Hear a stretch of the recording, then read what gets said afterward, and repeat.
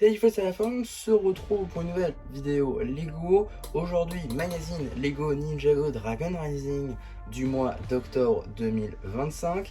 Et on commence directement avec la mini-figurine. Juste ici, vous avez la mini-figurine de Noct, une figurine qui n'est pas exclusive à ce magazine, néanmoins plutôt cool à retrouver ici. En effet, Noct disponible dans 3 sets. Le premier, donc le moins cher, Thunderfang, le dragon du chaos, sorti donc le 1er mars 2025 au prix public de 74,99 €, soit 75 € pour l'avoir au moins cher. On va avoir ensuite le véhicule combo, sorti en juin 2025, cette fois-ci 90 € chez nous, 100 € même aux États-Unis, et on va surtout avoir dans le véhicule combo, là également à 100 €. Donc voilà, une figurine qui n'est disponible que dans des sets assez onéreux. On l'a également vu, pas en France, mais dans un livre d'activité, sorti notamment en Allemagne, en tout cas à l'étranger. On n'a pas eu en France, comme je l'ai dit. Donc, on pouvait le trouver également autre part, mais en France, c'est un peu compliqué. Donc, l'avoir ici dans le magazine pour 7 €, c'est quand même plutôt sympathique. Et à la différence de Dreams, où généralement, quand il y a une très bonne figurine, ils augmentent le prix. Là, ça n'a pas été le cas. Et pour cette figurine qui a été nommée pour certains comme étant la meilleure figurine de 2025, je trouve que l'avoir dans le magazine, c'est plutôt cool. Et donc, pour 7 €, si vous voulez que Noct, c'est franchement très sympa. Avec donc le chapeau qui malheureusement n'est pas de la bonne couleur, mais là encore, ça se change, il n'y a pas de souci. La tête qui marche globalement très bien avec le foulard qui cache un petit peu l'expression faciale, ce qui n'est pas forcément un mal, puisque l'expression faciale n'est pas la plus belle, on va pas se mentir, mais ça fonctionne quand même. Le choix des épaulettes est un petit peu dommage, je trouve. Normalement, la pièce de cap est trouvable actuellement, notamment avec le magazine Ninjago Legacy Comics, avec Zane et le roi de cristal, le roi squelette, qui permet donc d'obtenir la cape afin de compléter Noct. Et clairement, les meilleurs éléments, c'est le torse et les jambes, avec de magnifiques topographies, de magnifiques détails entre du sun blue, du gris, aussi bien clair que foncé, mais également du marron. Ça marche assez bien et c'est vraiment comme dans la série, ce qui est plutôt cool. L'arrière du torse il est aussi très sympathique, qui permet donc d'avoir le logo des 5 bannis dans le dos. On a également des topographies à l'arrière de la tête, et donc juste ici la fameuse expression faciale, avec, il est vrai, une tête qui ressemble beaucoup au gardien de l'île, même si c'est pas du tout le cas. C'est pour ça que le foulard n'est clairement pas un mal, afin de cacher cette bouche. Sinon, la figurine est franchement très bien comme ça. D'autant plus qu'il vient avec son épée comme dans les sets ou la série, donc c'est parfait, elle est totalement complète. Maintenant la carte. Juste ici, vous avez la carte en édition limitée numéro LE31, Call Vaillant édition limitée. Elle appartient à la série 8 de cartes à jouer et à collectionner, Lego Ninjago Dragon Rising, l'une de 100.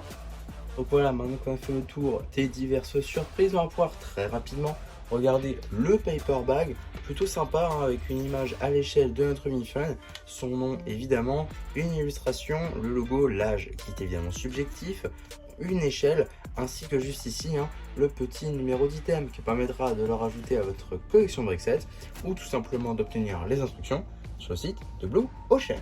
En ce qui concerne le magazine, on est sur un format classique à 6,99 € dans lequel on va pouvoir découvrir tout d'abord un sommaire à 2 pages, ce qui est assez rare dans Ninjago, donc c'est assez intéressant de le noter, avec donc un petit rappel de ce qui se passe en saison 2 partie 2, en saison 3 aussi bien partie 1 que partie 2, avec notamment des rendus 3D ici de Cure Spectral qui n'a pas eu le droit à une mini-figurine. Donc plutôt marrant de voir ça dans le magazine. On a également tous les ninjas ainsi que l'équipe de Arène Lorbrad et Sora évidemment. En ce qui concerne le sommaire, cette fois-ci plus classique on va dire, on va avoir donc le vilain du mois qui sera Zarkt. Bon, dans cette version, je ne sais pas si on peut parler d'un vilain, dans une version spectrale peut-être ça aurait été mieux. En tout cas, on a juste ici une double page dédiée à notre personnage du jour, qui est donc Noct bien évidemment, avec un petit rappel de son personnage, notamment au tournoi des sources, qu'est-ce qu'il a fait à la matriarche, également ses actions durant cette saison 3, donc voilà, plutôt sympa, c'est qu'un petit jeu juste ici, avec les 5 bannis. Et on a également les instructions papier juste ici, si vous avez un peu de mal à monter la mini-figurine ou son arme. On a également juste ici une sorte de questionnaire slash jeu en fait dédié donc au thème des ninjas. Donc on a Lloyd, Zane et Cole. Chacun de ces trois-là ont du coup une partie jeu avec des jeux dédiés à leurs personnages. Notamment avec Zane, on va avoir un retour de Pixel. Avec Cole, on a évidemment la nourriture. Donc voilà, assez classique à ce niveau-là. On va également avoir un jeu entre Arin et Frac, du coup, avec le logo de Frac, du coup, qui n'avait pas encore eu de... Enfin si, du coup, c'était marqué sur sa tenue, mais on n'avait pas encore eu réellement, finalement, dans... C'était pas explicite, quoi. Donc là, on a Fun d'Arin, rendu 3D de Frac, qui est plutôt cool. C'est un jeu à dés, visiblement. On a besoin de briques également. Voilà, petite publicité juste ici pour le robot dragonnier de Rogue ainsi que le robot Spinjitzu d'Arin, deux sets qui sont d'ores et déjà en review sur la chaîne si ça vous intéresse. D'ailleurs, marrant que sur cette publicité il n'ait pas mis, c'est-à-dire le point fort du set, c'est-à-dire la chaîne de Rox qui est exclusive. Dommage qu'il ne l'ait pas mis. Je comprends pas, bon, pourquoi pas. Bande dessinée, le grand ménage, qui sera évidemment disponible sur la chaîne BD, cela va de soi, hein, c'est comme d'habitude. Voilà, ça ne va pas changer. Petite pause avec un petit jeu juste ici, avec de la nourriture visiblement, avec des ananas, une banane, enfin des bananes, des pommes et des raisins. Il faudra compter, j'imagine. Donc voilà, les règles juste ici. Petit poster très sympathique, ça faisait très longtemps qu'on n'avait pas eu ça. Avant on avait ça pour chaque saison. C'est un petit peu calmé depuis Ninjago Legacy. Et là c'est revenu pour Dragon Rising, je trouve ça plutôt cool, hein, avec du coup tous les films de méchants de Dragon Rising. Et ça c'est franchement cool. Donc on va essayer de toutes les regarder. Tout d'abord on a évidemment Béatrix, Lord Raz, Rapton, Général des Griffes d'Imperium, Commandant des Griffes... Garde d'Imperium, pardon, Chasseur des Griffes d'Imperium, Garde d'Imperium, Dorama et Docteur Laro. Tout ceci, c'est évidemment dans Dragon Rising saison 1 avec, eh bien, Imperium tout simplement. Ensuite, on va avoir le clan des loups avec donc Lord Raz, Cinder, Jordana, Garde au masque de loup, Guerrier au masque de loup. Mais c'est pas fini, puisque ça c'était effectivement les vagues de janvier à mars. Et si on va juste ici, on va donc avoir les autres figurines avec Lord Raz, tournoi des sources, Jordana, tournoi des sources, Cinder, tournoi des sources, Jay, maléfique évidemment dans sa tenue du tournoi des sources. Noct n'a pas été mis aux côtés... Ah si, d'accord, ok. Noct a été mis deux fois du coup, parce qu'une fois pour le clan des loups, de par le fait qu'il ait participé au tournoi des sources évidemment, Guerrier au masque de loup, Blecht et Garde de Temple qui indirectement du coup ont travaillé pour Lord Raz et Blecht là directement, et donc ils ont remis Noct.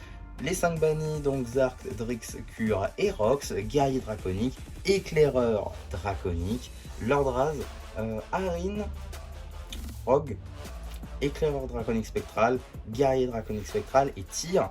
Par contre, quelque chose qui est marrant, c'est qu'ils n'ont pas mis Tyr une version normale. Par contre, ils ont préféré mettre deux Noct, ce que je trouve un petit peu bizarre en vrai. Donc ouais, un peu dommage je trouve qu'ils aient pas fait ça. Bon, on verra.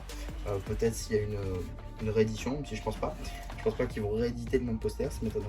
En tout cas, on a juste ici un petit poster tout feu tout flamme qui met donc en scène la moto de Kai ainsi que Kai Spectral en général. Voilà, ça c'est plutôt cool.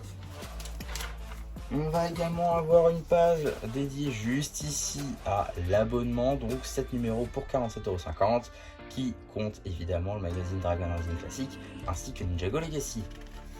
Si on avance, on va avoir donc la suite de la bande dessinée qui sera toujours et encore disponible sur la chaîne BD.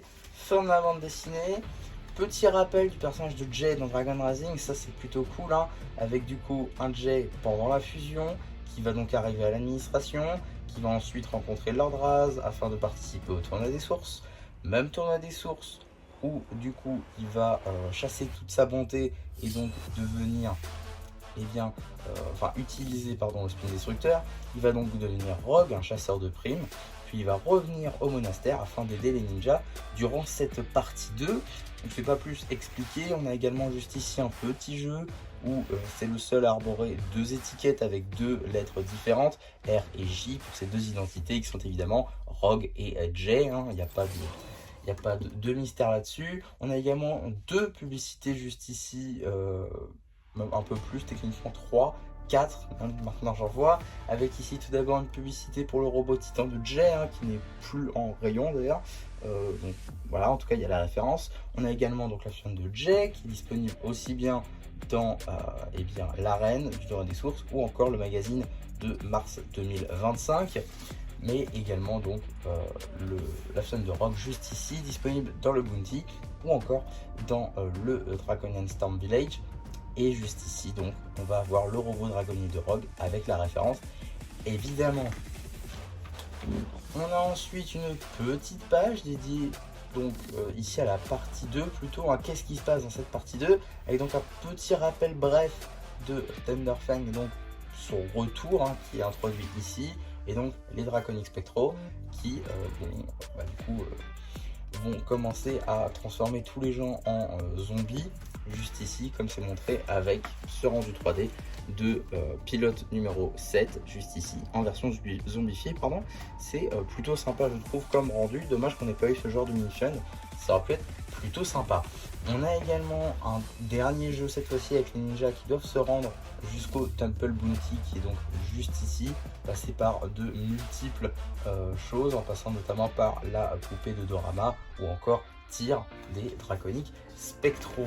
Avant de passer au prochain numéro, on va regarder tout d'abord les publicités, en passant tout d'abord par une publicité pour le magazine Lego Star Wars en général, avec 2 anciens numéros, en passant par celui de mars et d'août 2024. Il y aura bien besoin d'une mise à jour, je pense, pour cette publicité. En tout cas, on aura également une petite publicité, hein, pour les multipacks et Blister 2, qui sont donc sortis maintenant il y a quelques mois, facilement 3 mois. En tout cas, tout ça c'est disponible en ouverture sur la chaîne, hein. Je vous renvoie vers la playlist ouverture, bien évidemment. Et donc, qu'est-ce qu'on a dans le prochain magazine Lego Ninjago Dragon Rising?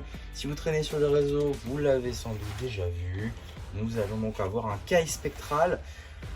Je dois avouer que je ne comprends pas trop ce choix. Évidemment, mettre un Kai dans le magazine, ça fera vendre, puisque Kai est un personnage qui se fait vendre. C'est d'ailleurs pour ça qu'ils l'ont mis dans la petite moto, même si elle n'est pas canon, hein, c'est qu'ils savaient qu'ils allaient en vendre. Maintenant, comme je l'ai dit, elle est à 10 € la moto. Donc dépenser 7 € juste pour Kai, alors que pour 3 € de plus, vous pouvez littéralement avoir une fillonne de plus et des briques. J'ai même vu que sur Lidl par exemple, elle était au même prix que le magazine, la moto. Donc je comprends pas trop ce choix, j'avoue. Pour le coup, en termes de ninja, j'aurais déjà plus vu pourquoi pas Nia, mais on sait que ça se vend pas, hein. La dernière fois qu'on a eu Nia en France dans le magazine classique, on va dire, pas dans des lots, c'était, il me semble, en 2018.